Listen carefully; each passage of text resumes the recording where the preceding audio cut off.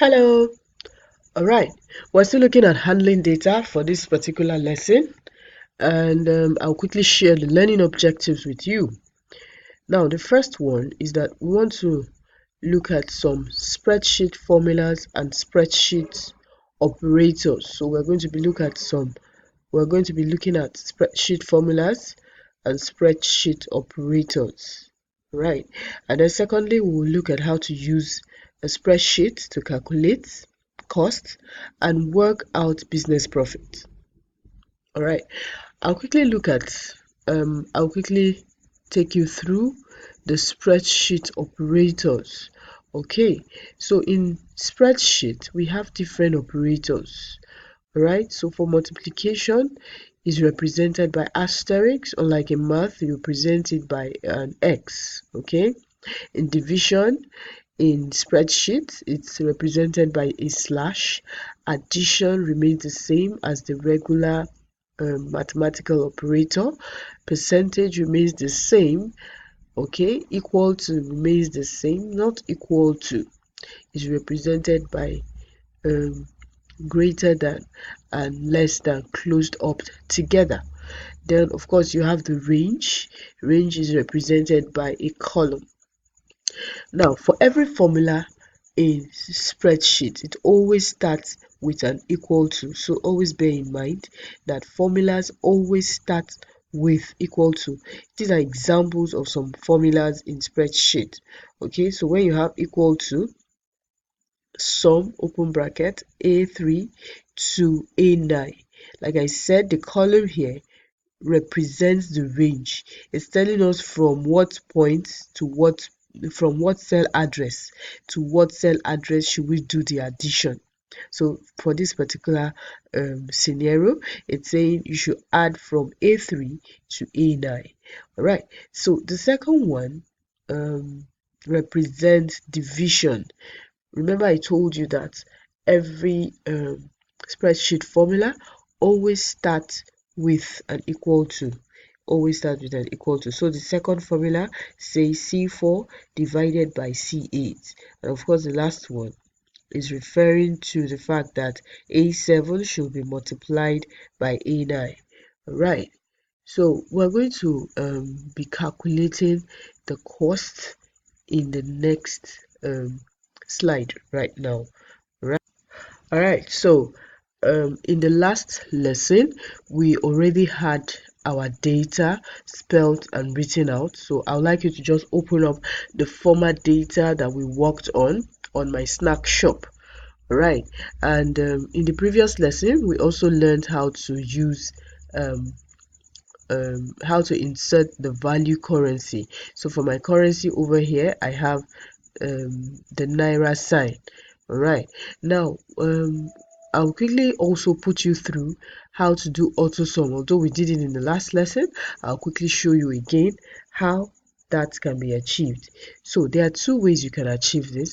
Either you highlight the entire column, okay, and then go ahead and click on the auto sum formula.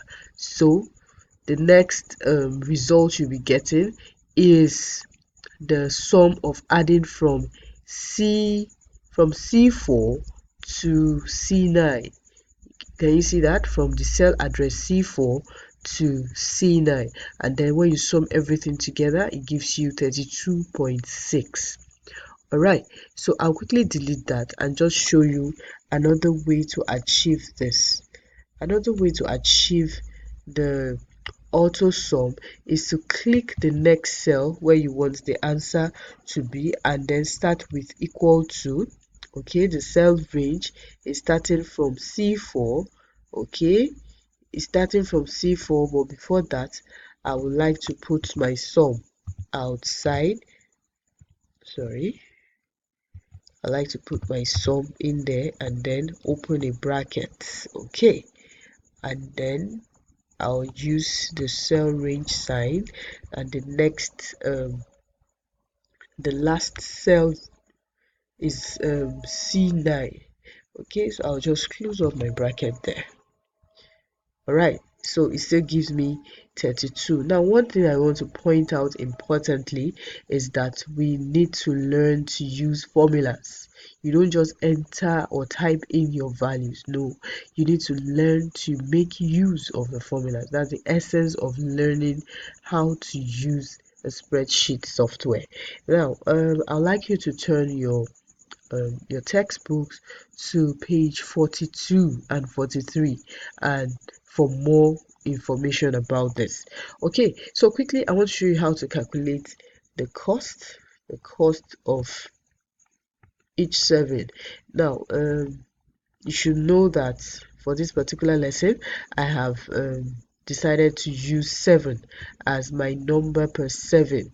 So that means what this 7 represents is that all these ingredients, okay, I can serve them, or rather I can make meals from them 7 times. That's the implication of this. So I have my 7 there.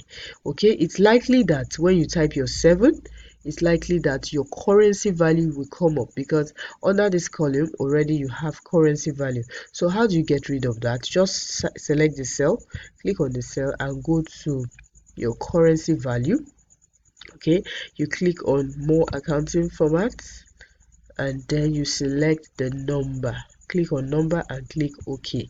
It will automatically take off the currency value sign. All right, so the next thing we want to do is to find the cost per serving.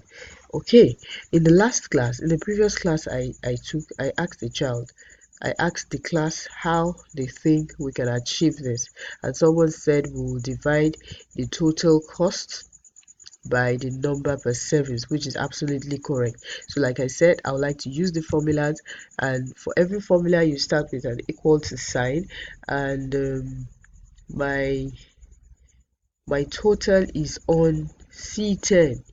Okay, the cell address for my total is on C10, so I'll say equal to C10 slash C12. Okay, so when you click outside the cell,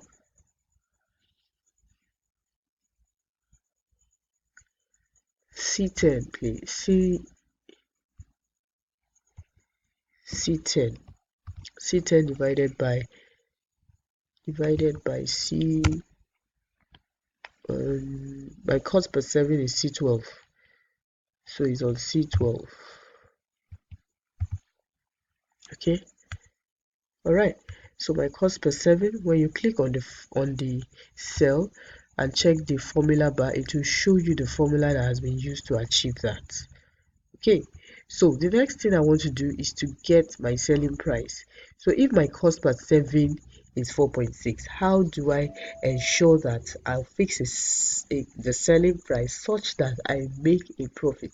So if one serving is 4.66, I would like to make my selling price 6. So I like to make it $6. So how do I get my profits? How do I get my profit? I'll simply take away the cost per serving and take it away from my selling price, which is 6. So in the next cell, I'll just start with equal to again. Okay, the cell address for my selling price is C15. I'll just say C15 minus and then the cell address for cost per serving is C13. So I'll just say C15 minus C13. Okay, so I have my profit as 1.34. Alright, so I'd like you to carry out this task and also refer to your books, your ICT textbooks on page 42 and 43. Alright, so quickly let's do a recap of what we have learned. In this lesson we have looked at how to get the auto sum by highlighting all the entire column from the beginning to the end to find the cell range. Okay, and then we have also looked at how to get the cost per serving. We have learned how to calculate our costs and also to calculate our profit. And of course, we also looked at different math operators. Sorry, we looked at different spreadsheet operators, and we're well aware that the spreadsheet operators that we use are quite different from the mathematical operators. And we also discovered that for every formula you're writing, you must always start with an equal to sign. Alright, so it's time to carry out your task and save it when you're done.